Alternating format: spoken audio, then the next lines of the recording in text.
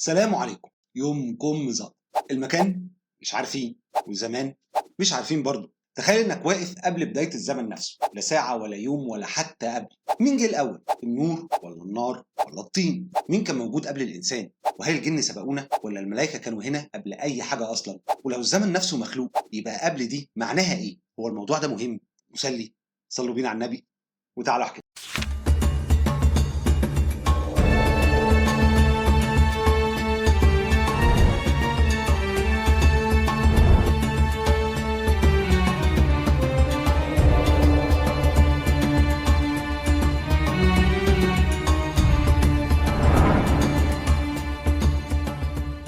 قبل ما نحكم مين أقدم خلينا نتصور المشهد الأول. الكون لسه صفحة سوداء، مفيش لا زمان ولا مكان، مفيش بشر ولا جنة ولا نار، بس في إرادة بدأت تقول كن.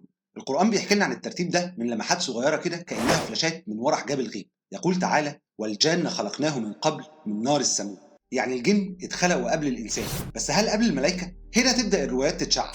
ابن كثير في البداية والنهاية بيقول إن أول ما خلق من الخلق النور، ومن النور خرجت الملائكة، وده بيوافق حديث في صحيح مسلم: خلقت الملائكة من نور، وخلق الجان من مارج من نار، وخلق آدم مما وصف لكم. يعني الملائكة أقدم، نورهم سبق نار الجن، زي ما الحكمة الإلهية كانت بترسم التدرج: نور، نار، طين، العقل، الإرادة، والمادة. لكن مش كل العلماء كانوا شايفين الموضوع بالبساطة دي. في روايات عند السيوطي بتقول إن بعض أنواع الجن ممكن يكونوا وجدوا في مراحل ما قبل خلق السماوات والأرض، يعني كانوا سكان ما قبل التكوين، كائنات بتسكن العدم نفسه. وده طبعا بيخلي المشهد كانه فيلم خيال علمي بس بلغه الغيب. وفي نفس الوقت علماء الحديث زي ابن حجر فضلوا يمسكوا العصايه من النص، قالوا طالما النصوص الصحيحه بتقول ان الجن قبل الانسان بس، يبقى الترتيب المنطقي الملائكه اولا، بعدهم الجن، وبعدين الانسان. بس تعالوا نفكر بالعقل شويه. لو الملائكه اتخلقوا من نور، يعني من طاقه نقيه لا تحتاج لمكان، فده معناهم انهم سابقين للزمن والمكان اصلا. اما الجن فمحتاجين نار، والنار محتاجه بيئه، يعني اتخلقوا لما الكون بقى عنده ماده تتحرك وتحتك وتولد حراره. يبقى كده ترتيبهم مش بس ديني، ده كمان فيزيائي.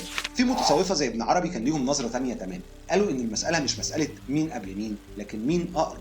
الملائكة أقرب للنور الإلهي، الجن أبعد شوية، والإنسان في النص، كائن بيحمل من النور والعقل زي الملك، ومن النار والرغبة زي الشيطان. وده اللي بيخليه محل الابتلاء والاختبار. المثير ان في اثار بتقول ان الجن عاشوا على الارض قبلنا بالاف السنين زي ما قلنا في الحلقات اللي فاتت، وكان فيهم انبياء وملوك لحد ما افسدوا في الارض وسفكوا الدماء. فساعتها ربنا بعت الملائكه اللي من نور تمسح الكوكب وتمهده لادم. الملائكه كانوا القوه النظاميه للكون، والجن كانوا التجربه الحره الاولى. يعني الملائكه مش بس اتخلقوا قبلهم، دورهم كمان جاي ينهي مرحله الجن ويفتح الباب للانسان. فاحنا قدام مشهد كوني مترتب بدقه. نور سابق لكل شيء، الملائكه، نار بتولد الحركه والرغبه، الجن، طين بين الاثنين، الانسان. لكن لما ندخل اعمق شويه في المفهوم ده بيجي سؤال وجودي رهيب. لو النور والنار والطين ليهم ترتيب في الخلق، هل الزمن نفسه كان ماشي معاهم ولا كانوا بيتخلقوا بره الزمن؟ خليك معايا كده. دلوقتي الساعه كام؟ طب السؤال ده ملوش اي معنى بره عالمنا. ليه؟ لان الزمن نفسه مش قانون كوني ابدي. الزمن مخلوق، مخلوق زينا زيه. احنا متعودين نفكر ان الزمن حاجه ماشيه مع الكون من اول كون، بس في العقيده الاسلاميه وفي الفلسفه والفيزياء كمان الزمن دخل اللعبه متاخر شويه. في النصوص الشرعيه مفيش ولا ايه بتقول ان الزمن ازلي،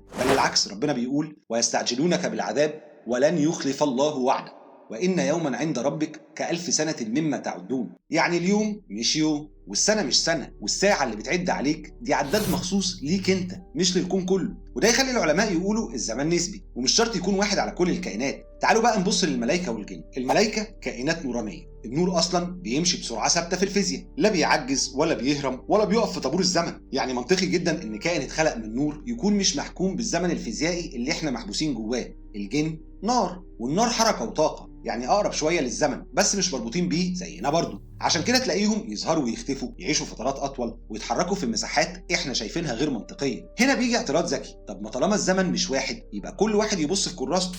بالظبط، وده اللي قاله فلاسفه كتير زي ابن سينا والفارابي. الزمن تابع للحركه، ولو الحركه مختلفه الزمن مختلف. يعني الانسان زمنه مرتبط بدوران الارض، الجن زمنهم مرتبط بطاقه النار، والملائكه مالهمش زمن اصلا، دول اقرب لفكره الان الدائم. ابن عربي بقى دخل حته اخطر، قال ان الغيب كله عايش في حاله اسمها اللا زمن، تايمليسنس، مش قبل ولا بعد ولا انتظار. كل شيء حاصل الان، بس احنا اللي بنستقبل المشهد بالتقسيط، زي نت ضعيف بيحمل الحقيقه فريم فريم. وده يفسر ليه الرؤى والاسراء والمعراج والاحلام الصادقه بتحصل في لحظات زمنيه قصيره لكن تحسها مليانه احداث كتير. والعلم الحديث بالمناسبه ماشي في نفس السكه من غير ما يقصد. النسبيه بتاعت اينشتاين بتقول الزمن بيبطأ مع السرعه وبيتلخبط جنب الجاذبيه، ومش مطلق زي ما كنا فاكرين. يعني اللي القران قاله بالاشاره والفلاسفه قالوه بالتامل، العلم بدا يلمحه بالتجربه. السؤال بقى، لو الزمن مخلوق والغيب بره الزمن، يبقى لما القرآن يتكلم عن النور واليوم والساعة، هل ده مجرد وصف ولا في رسائل كونية أعمق؟ فاكرين واحنا واقفين عند فكرة إن الزمن مش مطلق؟ تمام، شد حزامك بقى، علشان القرآن هنا مش بس بيتكلم عن غيب، ده كمان بيعمل اي كونتاكت مع الفيزياء الحديثة من غير ما ينطق اسمها. نبدأ بالآية اللي دايما بتدخل أي نقاش: الله نور السماوات والأرض. السؤال الطبيعي، هو ربنا نور بمعنى فيزيائي فوتونات يعني؟ طبعا لا، وده اول فخ بنقع فيه. القرآن هنا بيستخدم لغة كونية رمزية. النور هو اصل الظهور، اصل الادراك، اصل ان الحاجة تبقى موجودة اصلا. ابن سينا قال الوجود درجات، واعلى درجة هي النور المحض. والفيزياء الحديثة تقول لك من غير الضوء مفيش رؤية ومفيش قياس، فمفيش حتى معنى لكلمة حصل. طيب نروح للزمن. القرآن يقول لك تعرج الملائكة والروح إليه في يوم كان مقداره 50,000 سنة. 50,000 سنة في يوم واحد، ده إيه؟ تشبيه ولا اختلاف أطر زمنية؟ العلم يقول لك لو السرعة قربت من سرعة الضوء الزمن يبطأ، ولو خرجت بره الإطار الفيزيائي أصلا الزمن يفقد معناه. القرآن مش بيشرح معادلات بس، بيكسر في دماغك فكرة إن الزمن واحد على الكل. وهنا يطلع اعتراض مهم، طب ما كده أي حد ممكن يفسر القرآن علميا على مزاجه. اعتراض في محله جدا، علشان كده لازم نفرق بين التوافق الهارموني والإسقاط البروجيكشن التحميل الزيادة عن اللزوم. يعني ايه؟ يعني القرآن مش كتاب فيزياء بس، لما يلمح بدقة مش بهرتلة. مش كل آية عن الشمس تبقى طاقة نووية، ولا كل آية عن السماء تبقى توسع كوني. الإعجاز مش إننا نجر النص غصب عنه للمعمل، الإعجاز إن النص يفضل صالح مهما العلم اتقدم. نرجع للنور تاني. الفيزياء بتقول الضوء سرعة ثابتة، لا يتأثر لا يشيخ، وده يخليك تفهم ليه الملائكة نور بره الزمن، والوحي نور بره السياق البشري العادي، والهداية نور مش مربوطة بتاريخ. القرآن هنا مش بيشرح، ده بيرسم خريطة ذهنية تخليك مستعد تستوعب لما العلم يوصل. السؤال الخطير بقى، هل القرآن كان سابق عصره علميا ولا احنا اللي بنفهمه دلوقتي احسن؟ الإجابة الأذكى ولا ده ولا ده. القرآن مش سابق ولا لاحق، ده بره السباق أصلا. طب لو النور والزمن مش عشوائيين، ولو كل عالم له قوانين، يبقى السؤال المنطقي اللي جاي، ليه كل التنوع ده؟ ليه ملائكة وجن وإنس ومادة ونور؟ احنا دلوقتي واقفين عند سؤال تقيل شوية، هو ليه كل التعقيد ده؟ ما كان ربنا عمل نسخة واحدة وخلاص ويوفر علينا الصداع؟ من أول لحظة القرآن كسر فكرة النسخة الواحدة، وما خلقت الجن والإنس إلا ليعبدون. بس خد بالك، العبادة هنا مش صلاة بس، العبادة أداء الدور. الملك يعبد بس من غير اختيار، الجن يعبد بس باختيار ونزاع، الإنسان يعبد بس وهو تايه وشاكك وبيغلط. يعني نفس العنوان بس سيناريوهات مختلفة. ونقطة مهمة، في ناس بتتصور إن التنوع ده تفضيل، يعني الملائكة أحسن، البشر أقل، الجن في النص، وده تبسيط مخل. الحقيقة كل عالم مش نسخة أعلى أو أقل، كل عالم نسخة متخصصة. زي أوركسترا، الكمان مش أحسن من الطبلة، بس جرب تلغي واحد فيهم المزيكا تقع. طيب اعتراض منطقي يطلع، هو مش ربنا قادر يعمل كمال واحد شامل؟ قادر طبعا، بس الكمال الواحد ما يبانش غير لما يتقارن. يعني الطاعة الكاملة ما يظهرش معناها غير بوجود إمكانية العصيان، النور ما يتفهمش غير في حضرة الضلمة، والرحمة ما تتشافش غير مع الغلط. التنوع مش خلل، التنوع أداة إظهار. وهنا بقى يجي العمق الفلسفي، ليه الإنسان تحديدا في النص؟ لأنه الكائن الوحيد اللي شال الثلاثة مع بعض، عقل قريب من الملك، شهوة قريبة من الجن، وجسد مربوط بالمادة. يعني الإنسان نقطة التقاء العوالم. وده يرد على فكرة إن البشر أضعف، لا، البشر أخطر، عشان ممكن يطلع فوق الملك وممكن ينزل تحت الجن. بس خلي بالك، مش معنى كده إن كل عالم شغال لوحده، وده اعتراض تاني. طب ما دام كل واحد ليه دوره، ليه التداخل؟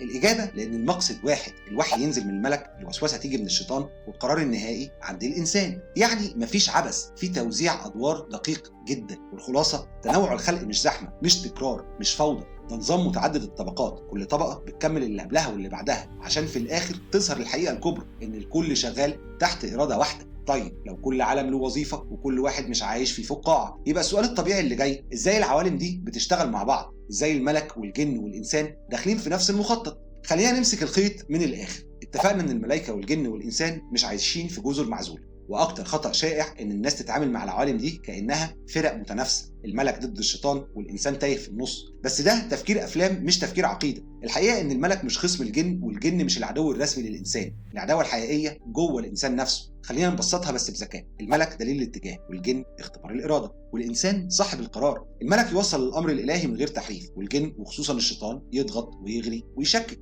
والانسان هو اللي يختار يسمع لمين. يعني ايه؟ يعني الملك والجن مش نقيضين عبثيين، دول طرفين في معادلة واحدة اسمها الاختيار. حد هيقول طب ما كده الجن دورهم شر؟ سؤال مشروع واجابته لا. الجن زي البشر، فيهم مؤمن وفيهم كافر، لكن وجود امكانية الشر مش معناها ان الوجود نفسه شرير. من غير ضغط مفيش مقاومة، ومن غير مقاومة مفيش معنى للاختيار. يعني ببساطه شديده لو مفيش جن الانسان يبقى ملاك متنكر، ولو مفيش ملائكه الانسان يبقى كائن تايه بلا مرجعيه. وهنا تظهر العبقريه الالهيه، كل عالم بيشتغل في مستواه بس تاثيره بيوصل لغيره. الملك مش بينزل يعيش حياتك بس بيوجهك، والجن مش ماسك ايدك بس بيهمس، والانسان مش مجبر بس مسؤول. تكامل مش صراع. طيب في اعتراض فلسفي بقى يقول لك طب ليه ربنا ما خلاش الانسان يشوف الملائكه والجن عيانا؟ الاجابه السهله لان ساعتها الايمان يتحول لمعرفه اجباريه، وساعتها الاختبار يسقط. الايمان الحقيقي انك تختار في الضباب مش تحت كشاف نور. الخلاصه الكبيره العوالم الثلاثه زي 3 طبقات في نفس النظام الكوني، النور يدي الاتجاه، النار تخلق التحدي، والطين يختار المصير،